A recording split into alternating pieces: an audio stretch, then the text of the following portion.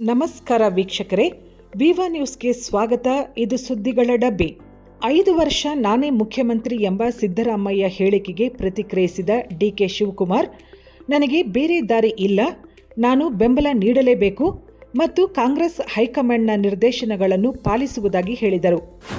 ಇಂದು ನಂದಿಬೆಟ್ಟದಲ್ಲಿ ನಡೆಯುತ್ತಿರುವ ಸಚಿವ ಸಂಪುಟ ಸಭೆಯಲ್ಲಿ ಭಾಗಿಯಾಗುವುದಕ್ಕಾಗಿ ಆಗಮಿಸಿರುವ ಡಿಸಿಎಂ ಡಿಕೆ ಶಿವಕುಮಾರ್, ನನಗೆ ಯಾವ ಆಯ್ಕೆ ಇದೆ, ಬೇರೆ ಮಾರ್ಗ ಇಲ್ಲ, ನಾನು ಸಿದ್ದರಾಮಯ್ಯ ಬೆನ್ನಿಗೆ ನಿಂತು ಬೆಂಬಲಿಸುತ್ತೇನೆ, ಅವರು ಸಿಎಂ ಆಗಿ ಮುಂದುವರಿಯುವುದಕ್ಕೆ ನನಗೆ ಯಾವುದೇ ಆಕ್ಷೇಪವಿಲ್ಲ, ಪಕ್ಷದ ಹೈಕಮಾಂಡ್ ಏನು ಹೇಳುತ್ತದೆಯೋ ಅದನ್ನು ಮಾಡುತ್ತೇನೆಂದು ಸುದ್ದಿಗಾರರಿಗೆ ತಿಳಿಸಿದರು.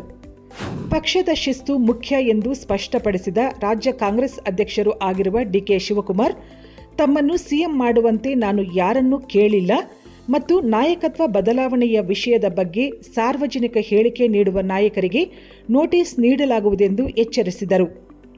ಡಿಕೆ ಶಿವಕುಮಾರ್ ಅವರನ್ನು ಸಿಎಂ ಮಾಡಬೇಕೆಂದು ಮಂಗಳವಾರ ಹೇಳಿಕೆ ನೀಡಿದ್ದ ರಾಮನಗರ ಕಾಂಗ್ರೆಸ್ ಶಾಸಕ ಇಕ್ಬಾಲ್ ಹುಸೇನ್ ಅವರಿಗೆ ಶೋಕಾಸ್ ನೋಟಿಸ್ ನೀಡಲಾಗಿದೆ.